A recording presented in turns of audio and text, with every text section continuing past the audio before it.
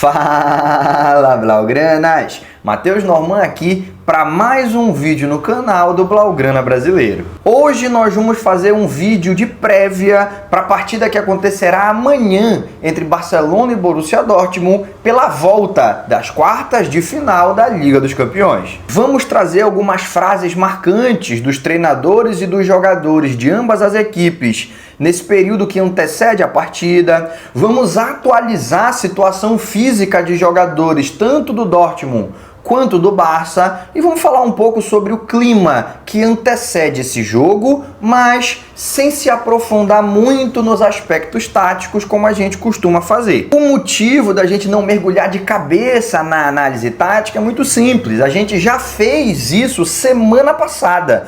No vídeo que antecedeu o jogo da ida, a gente trouxe estatísticas importantes, a gente falou sobre o esquema tático do Dortmund, a gente falou sobre as variações que o técnico Niko Kovac faz com o seu time para mudar o comportamento de um jogo para o outro ou dentro da própria partida, os jogadores mais perigosos, enfim, toda aquela profundidade e qualidade que você já está acostumado. Então não faz sentido a gente vir para cá para repetir essas informações. O vídeo ainda está disponível. Se você quiser saber todo esse detalhamento, é só você voltar 3 vídeos em relação a esse que você assiste agora. E para facilitar ainda mais a tua vida, eu vou deixar um link nos comentários. É só você olhar nos comentários desse vídeo, se quiser assistir a análise tática mais completa que a gente já fez no vídeo anterior. Mas antes da gente ir para essa conversa, deixa eu te fazer aquele lembrete importantíssimo. Curte esse vídeo, se inscreve no canal, ativa as notificações, é só clicar no sininho. Fazendo tudo isso, você não perde nada do que a gente produz e ainda nos ajuda a continuar crescendo para levar um conteúdo cada vez melhor sobre o Barça para blaugranas espalhados pelo mundo inteiro. Feito o lembrete, vamos lá. O que esperar dessa partida de Champions? Primeiramente, é importante a gente citar que entre todas as equipes que estão disputando essas quartas de final, o Barcelona é aquela que tem a mais larga vantagem, porque meteu 4-0 nas fuças do Dortmund na partida da última quarta-feira. Isso significa que amanhã, terça-feira, no jogo da volta, ou o Dortmund mete uma goleada histórica ou estará eliminado da Liga dos Campeões. Se ganhar por 4 gols de diferença, leva para a prorrogação. Se ganhar de 5, vai para as semifinais. Ou seja, a classificação do Barcelona está 99% encaminhada. Aquele 1% que o Dortmund ainda se agarra é muito por conta do lúdico que envolve o futebol. É um esporte que a gente nunca pode considerar que um time está 100% eliminado enquanto o apito final não soar. E a gente percebe que a missão do Dortmund é ainda mais difícil do que parece quando a gente olha para o histórico do Barcelona sob a tutela do Hansi Flick. Para fazer esse 1% de chance do lúdico se transformar numa realidade em campo, o Borussia vai ter que fazer o que ninguém conseguiu fazer nessa temporada, que é meter uma goleada no Barcelona. O time do Flick tem 6 derrotas na temporada, todas em 2024, desde que o ano virou. Está invicto e é inclusive o único invicto entre as principais ligas europeias. E mesmo nessas 6 derrotas, a com a maior vantagem foi o 4-2 do Osasuna lá no começo do campeonato espanhol, que mesmo que se repita amanhã, não será o suficiente para o Dortmund avançar até as semifinais. E eu até trago para vocês aqui quais foram essas derrotas. Se fosse para falar as vitórias, ia demorar 2 horas, a gente não ia terminar. Mas as derrotas, só 6, não vai ocupar muito tempo do vídeo, dá pra gente trazer. Na Champions, só uma derrota, 2-1 pro Mônaco, lá na estreia do Barcelona na competição europeia. Vocês devem lembrar, aquele jogo em que ainda nos primeiros minutos o Eric Garcia foi expulso, numa jogada que começa com um erro de passe do Ter Stegen. Todo mundo tem essa lembrança muito viva. Todas as outras derrotas foram no Campeonato Espanhol. Teve o 4-2 para o Osasuna, aquele jogo em que o Barça, ainda com muitas lesões herdadas da temporada passada, Gavi, De Jong, Araújo, estava todo mundo no estaleiro. O Dani Olmo, que tinha chegado e encaixado no time, também não pôde atuar naquela partida. Os outros titulares muito desgastados, boa parte deles acabou sendo poupada. Então, não dá nem para dizer que o Barça entrou com o time B. tinha 2 ou 3 titulares e o resto era time C mesmo. Quem não lembra do garoto Sérgio Domingues, claramente não tinha condições ainda de entrar numa partida desse tamanho, mas teve que ir para a guerra porque o Hansi Flick não tinha outra opção. Ou colocava esse time bem alternativo, ou corria o risco dos titulares já desgastados se lesionarem e aí a gente ter problemas para a sequência na temporada. Uma partida ali que a torcida reagiu com muito pessimismo, mas que vocês devem lembrar, eu sempre pedi calma. Não era o fim do mundo, fazia parte de uma temporada longa. Também teve a derrota para a Real Sociedad, aquele jogo do gol do Lewandowski que foi anulado, mas que quando a gente olhava a imagem do impedimento semiautomático, a gente tinha a sensação que estava invertendo os pés, que o pé do zagueiro estava sendo interpretado pela máquina como o pé do Lewandowski e vice-versa, o que levou o fabricante da máquina do impedimento semiautomático a dizer que pode sim acontecer um erro do tipo, mas vai acontecer em menos de 1% dos casos. De 100 vezes, no mínimo 99, a máquina vai interpretar corretamente, mas não é 100%. E aí a Federação Espanhola disse que era para todo mundo ficar tranquilo, que ela ia explicar com detalhes o que aconteceu. E até hoje a gente está esperando essas explicações. Também um jogo bastante marcante. Depois disso, derrota de 2-1 para o Las Palmas, derrota de 1-0 para o Leganés, ambas as derrotas em Montjuic e que geraram até aquela sensação que o Barcelona seria o Robin Hood da temporada, né? Quando enfrentava os times da parte de cima da tabela, ganhava, na maioria dos casos goleava, mas naquele período ali enfrentou 2 times da zona de rebaixamento e perdeu. É o Robin Hood, né? Ele tira dos ricos e entrega para os pobres. Felizmente, essa sensação foi momentânea, rapidamente ela passou e a gente conseguiu voltar a encontrar o caminho das vitórias, seja contra os grandes, seja contra os pequenos. E claro, a última derrota do Barcelona de Hansi Flick, que aconteceu justamente no último jogo do ano de 2024. Aquele 2-1 para o Atlético de Madrid, que aconteceu em Montjuic, em uma das derrotas mais inexplicáveis que eu já vi um time de futebol sofrer. Porque o domínio do Barcelona foi brutal do começo ao fim. Em 2 escapadas fortuitas, na primeira, uma decisão equivocada do Cazador, né, ainda um pouco inexperiente, ao invés de chutar a bola para a lateral, achou que estava tudo muito tranquilo, resolveu dar o passe para a entrada da área. O Depou chegou antes de qualquer jogador do Barça e empatou a partida, foi 1-1. Barcelona ali começou a perder um caminhão de gols e no último lance do jogo, já no desespero, estava 1-1, mas parecia que estava 3-0 para os caras. Todo mundo foi para a área do Atlético de Madrid. O Íñigo Martínez me chama muita atenção, ele dá o passe ali pro Koundé e corre para dentro da área para esperar o cruzamento.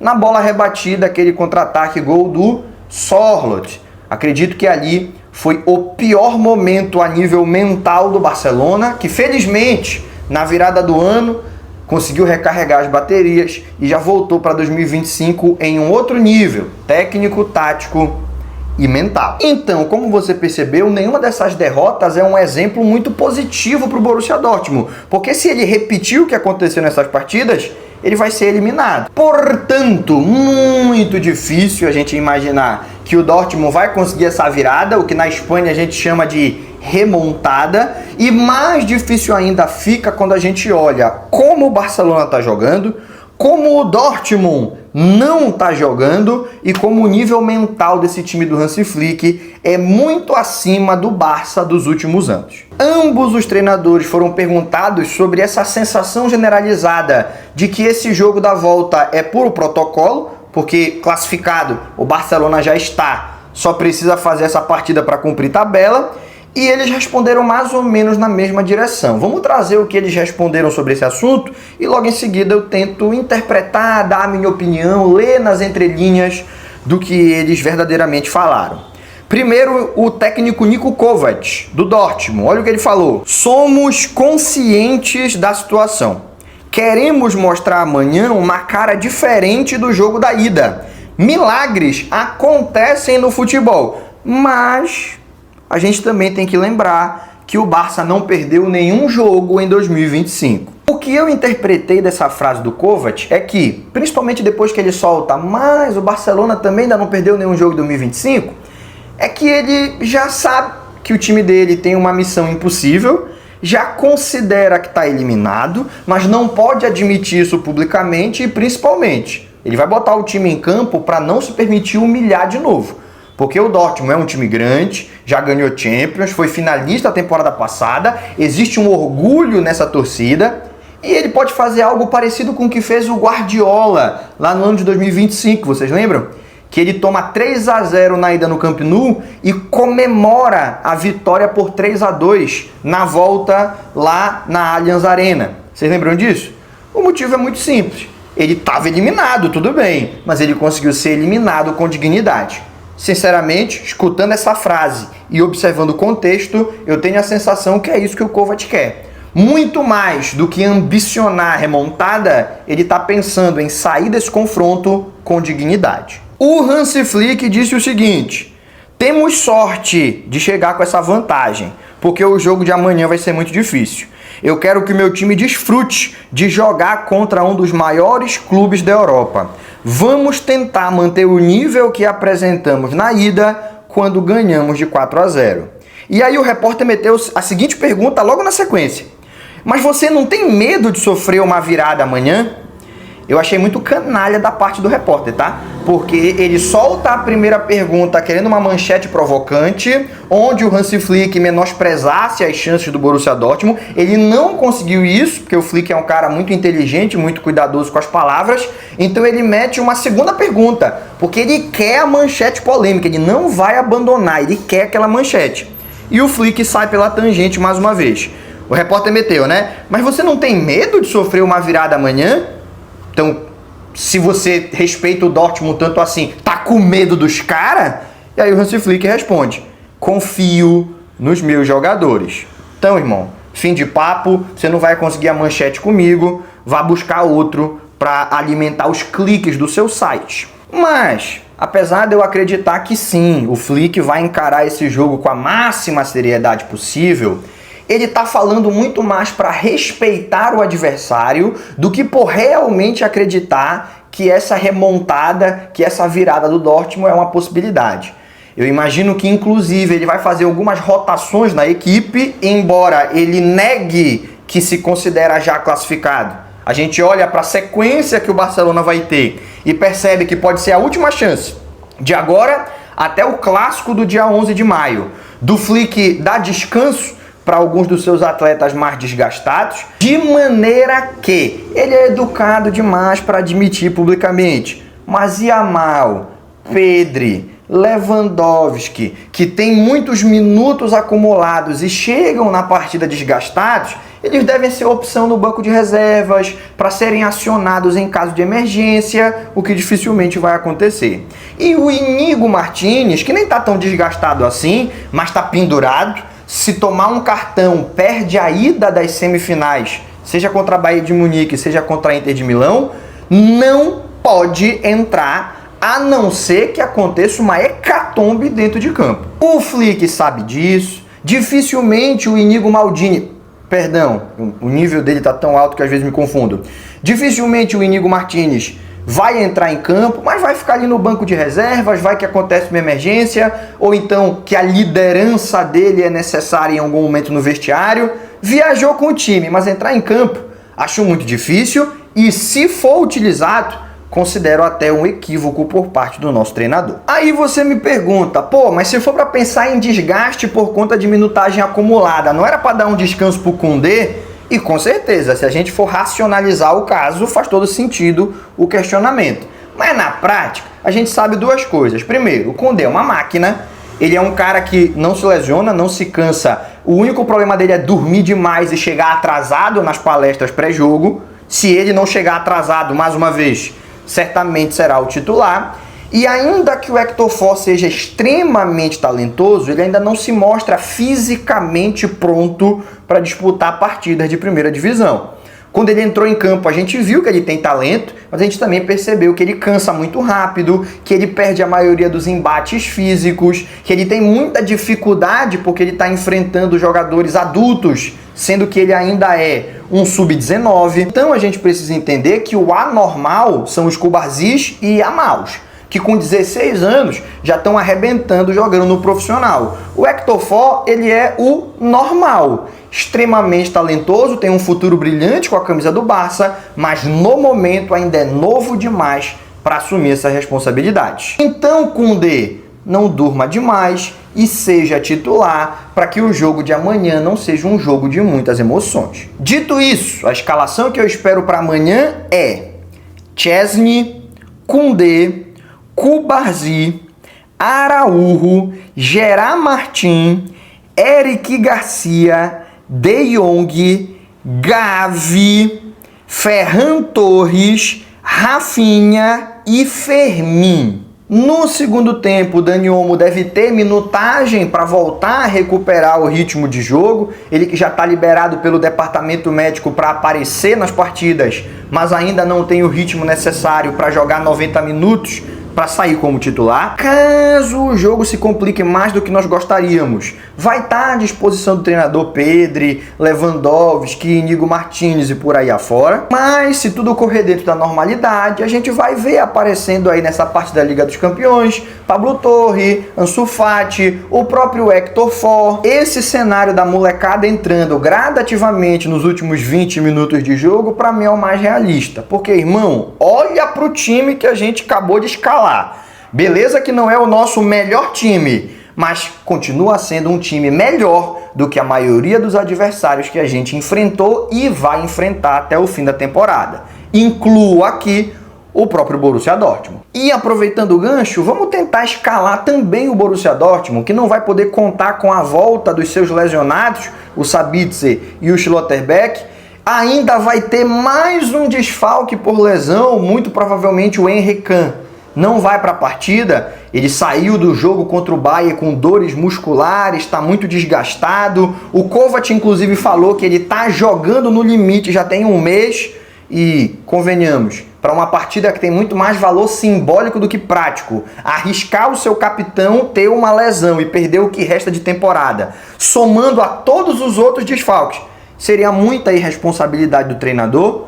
Muito difícil imaginar que ele vai para o jogo. E como única notícia boa, a volta do Pascal Gross, que perdeu a partida de ida por suspensão, acúmulo de cartão amarelo, mas já vai poder atuar na volta em frente à sua torcida. Entre essas indas e vindas, eu acredito inclusive que o esquema tático do Dortmund vai ser diferente daquele da partida de Montjuic. Primeiro porque não deu certo e segundo porque no campeonato alemão ele vinha já utilizando um 3-5-2 e só na Champions que ele estava mantendo o 4-2-3-1. Se o objetivo é, e a sensação muito forte que eu tenho é essa, terminar o confronto com dignidade, nada melhor do que usar o seu esquema mais conservador. É claro que ele tem a opção de ir para dentro do Barcelona e correr todos os riscos do mundo em busca da remontada. Mas você está assistindo o vídeo desde o começo e você já conseguiu perceber a minha posição. Muito dificilmente ele vai utilizar essa opção. O mais provável é dar uma segurada na equipe e tentar sair com a honra intacta da partida em frente aos seus torcedores. Portanto, a escalação ficaria assim: Kobel, Anton, Sule e Ben Sembaini, Pascal Gross, Svensson e Ryerson, Brandt, Bayer, ADM e Guirassy. Contra o Bayern de Munique, o ADM ficou no banco, hein? Ele que foi um dos grandes destaques do Dortmund na temporada passada e continua sendo na temporada atual, embora esteja contribuindo um pouco menos, ficou muito marcado por não ter feito sacrifícios defensivos contra o Barcelona e recebeu uma leve punição. Tu não vai correr para trás? Então tu vai ficar no banco de reservas. Eu acho que já cumpriu a sua punição. Muito provavelmente na partida de amanhã ele aparece mais uma vez no time titular. E tá aí a nossa aposta. Se na virada do primeiro para o segundo tempo o Dortmund tiver um placar que lhe permita sonhar, virar ganhando por 2 Pelo menos um gol de diferença, quem sabe o treinador não corre um pouco mais de riscos e coloca uma formação mais ofensiva na segunda etapa, podendo colocar o Ian Couto no lugar do Svensson, para você ter dois alas ofensivos, o Ryerson pela esquerda e o Ian Couto pela direita, ou quem sabe até colocando o Ginttens no lugar de um dos zagueiros, saindo dessa formação do 3-5-2 e voltando para o 4-2-3-1.